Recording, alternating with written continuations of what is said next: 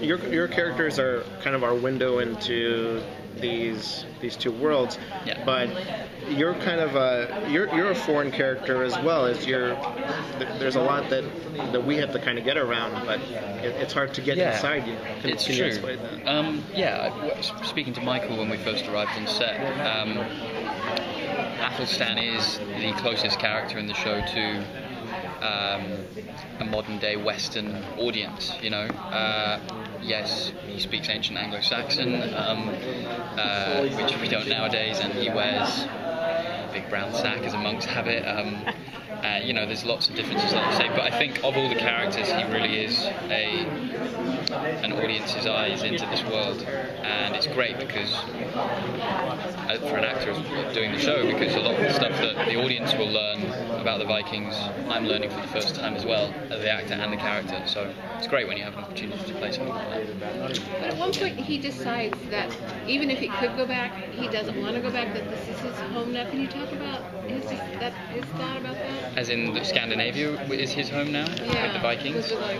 Yeah, I mean, the audience probably haven't seen that far yet with the episode. Well, I'm going to write ahead. So. Great, okay, fine. I'll just keep going. Everybody else. No, it's fine. No, I mean, it's great. And you're right.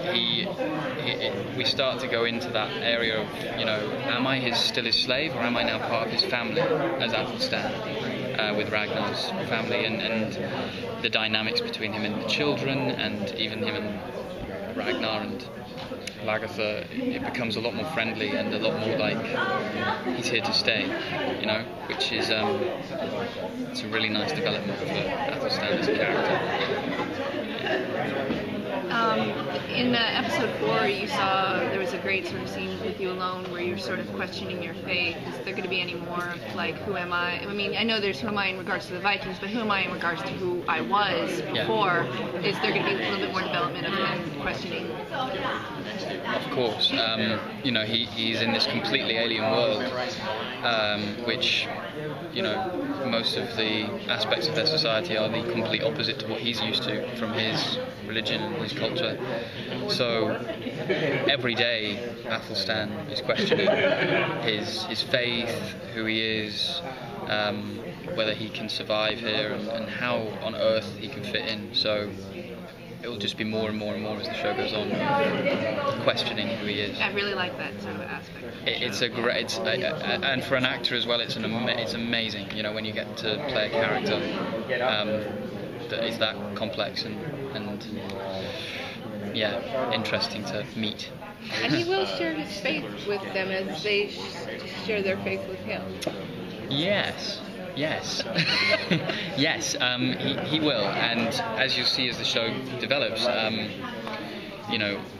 essentially you'll see why Ragnar saved him, because he realises there's a lot that he can learn from Athelstan, as well as there being a lot from Ragnar that Athelstan can learn. So, and I think that's what's great about their relationship, is that they really are in it for each other, and they really can get a lot from each other. Yeah. Is there a danger of your character going native, though? Or is that the wrong way to say it? Well, okay.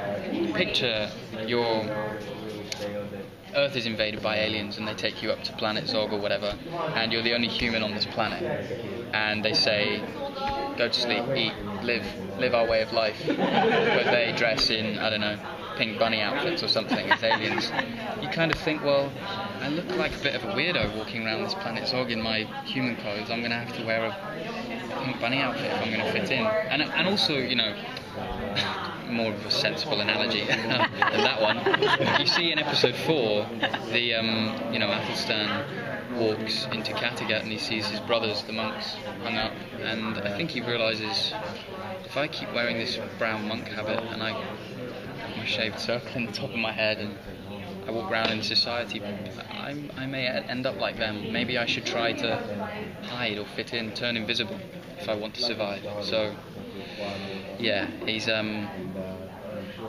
my point is, how can you not really, when you're thrown in and you're the only person in a society like that, how can you not change for survival? So to follow up on that, Travis was telling us about, I think he said episode 7, there's a big journey back with the battle and stuff. Is it possible that Athelstan, they would take him back to his country and he could be a part of that, or would he could think about escaping? I think the great thing about our show is that so much happens in each episode and the story really does progress. But what I love about Athelstan is that his transformation that you'll see hopefully is so slow and so difficult for him to leave his religion behind. And episode 7 is way too early for him to start thinking about wielding swords and shields and I'm a Viking now, I'm going to come and raid the people that where I come from, so he's very much still conflicted throughout this series. So I can't. I don't know. So probably still the babysitter. Probably still the babysitter. Yes. How much? Yes. How much do you know of your real life counterpart, like the history of his character, and then where do you feel like the most liberty has been taken to create your identity? Well, Michael has actually based Athelstan on a real life monk. In historical records that they were peeling through, they found it was recorded that 3 monks were taken back to Scandinavia from the first Viking raid on Lindisfarne, and the other 2 died and 1 survived, and one of them became part of the Viking culture.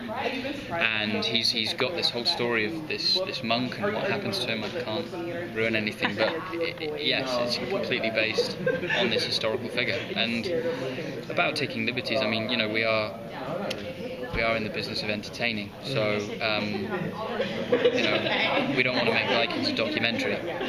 So we want there to be lots of fun and kind of really appealing characters, and if we were just representing historical figures accurately, you'd see them, I don't know, picking their nose or going to the bathroom, doing daily things that we want to see them fight. We want to see them be in bed with gorgeous women. We want to see them be our heroes. So, you really have to find that balance between entertaining and respecting the history, which Michael does brilliantly, and he has done on the show.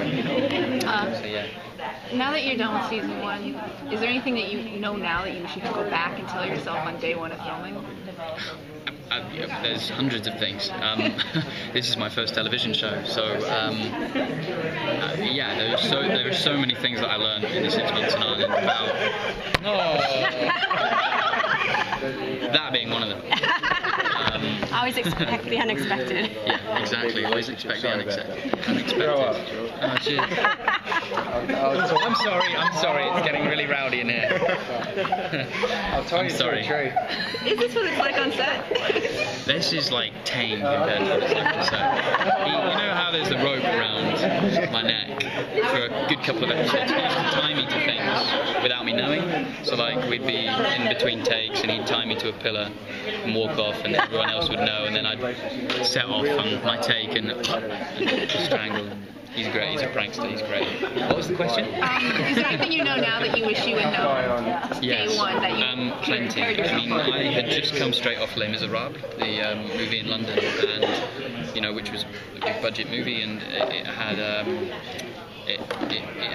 Movies have a lot more time to be able to play with than television. I think in the filming of things, television has to be extremely organised. So I went from filming a 7-minute sequence at Pinewood that took us 3.5 weeks to filming an hour episode in 2 weeks on Vikings. So that kind of difference as well for an actor was really interesting. And just learning about yourself as well. I'm literally just starting out in my career, and to be able to learn about what it is that you do as an actor on camera, and learning about acting for camera is really quite exciting to engage with or deal with. Yeah, so it's all new. It's all new.